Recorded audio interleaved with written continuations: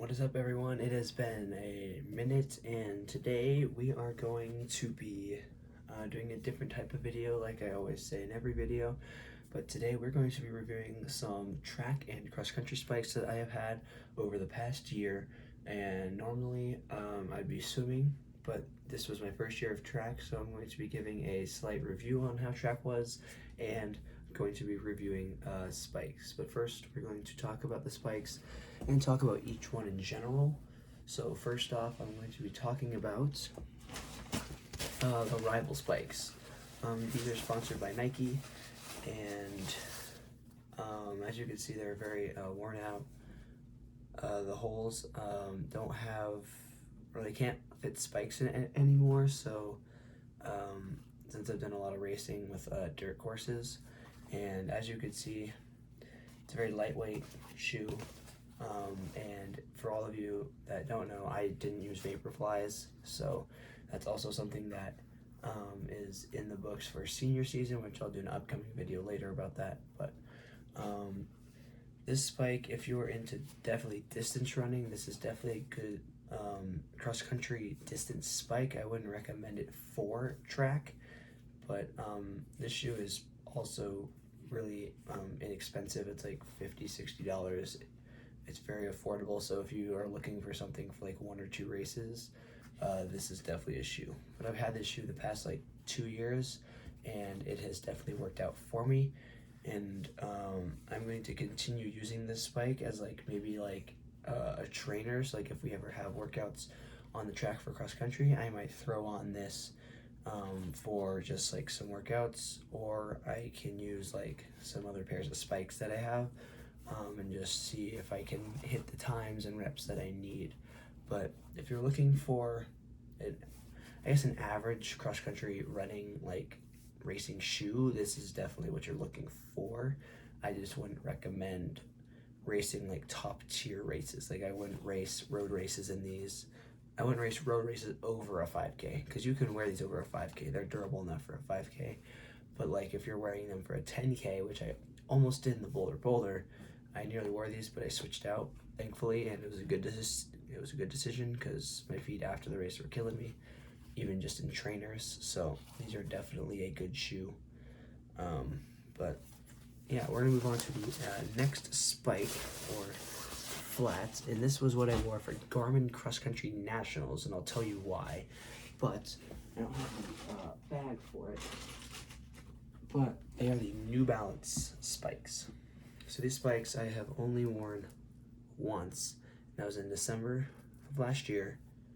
And yes, they'll have like, not that, but they have the spikes I used. You can see, very dull. You can see it. And I thought this was very helpful for the race.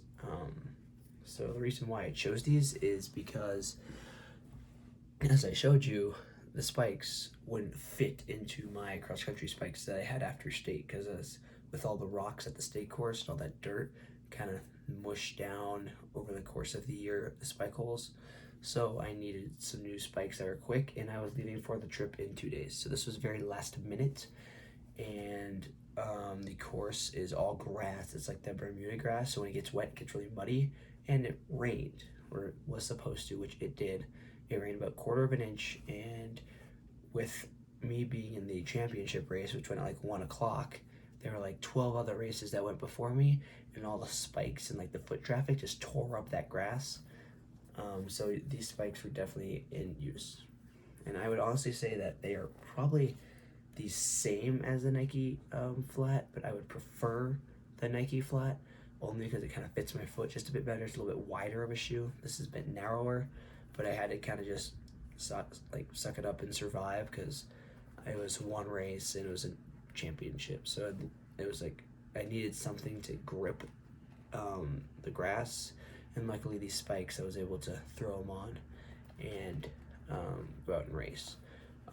Another distance spike, I wouldn't recommend road running, kind of like the spikes I have now, but these do have, it's a little bit better of a shoe. It's kind of got the more grip than the flats, so you could wear this in the grass without spikes. Like if it had like 80% grass, 20% sidewalk, you could kind of wear this without the spikes. But you can see the spike holes are really clean, and the shoes are really dirty from the race. But overall, not too many cross-country runners use these New Balance spikes, and because the majority of them will use the shoe I'm about to show you next, or they will use the Vaporflies, which I will eventually get, but the Vaporflies are very good for the distance running and are probably a bit better than spikes unless you're racing on an all grass course, unless it's like a golf course when it's like that trimmed grass.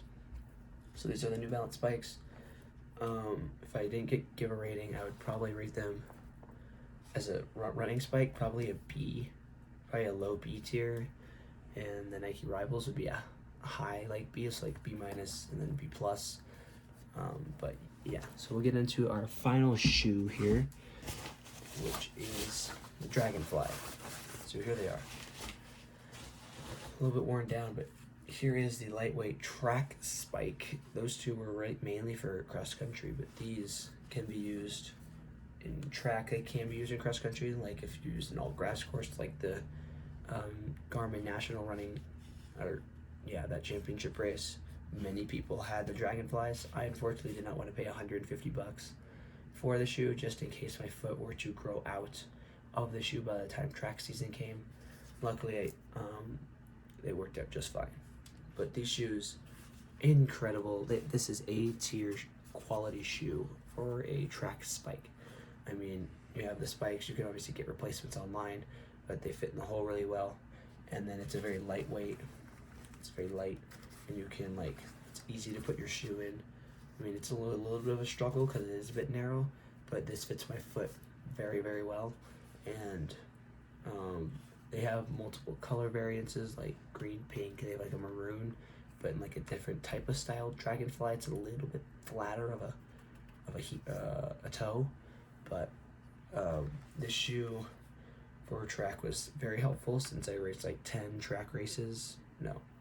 meets in track, and I raced 20 plus events. So this spike was in clutch because I was not going to race in one of my cross country spikes. But I don't have the picture of my trainers that I have. In a future video, I'll go through the trainers I had and rate them if I still have them. I know I have like 3 pairs of my trainers still, but I've gone through so many trainers in the past years that I have logged them on Strava. Maybe I'll link my Strava somewhere. You can go follow it, follow my swimming and my running, all posted on there. But my trainers are the Invincible Pop 3s. I actually think they're a very, very good shoe, kind of underrated. When I first got it, it was very large, very bulky, which is what a lot of people say, but I have been seeing a lot of people wearing them. But yeah, so those are your spikes, and those are the 3 that I've used, or like the racing shoes I've worn throughout junior season, and senior season we'll hopefully have a bit more. And in a future video, I will get my shoe collection, and maybe we'll do a hat collection in there too. I don't know, some sort of gear haul video coming soon.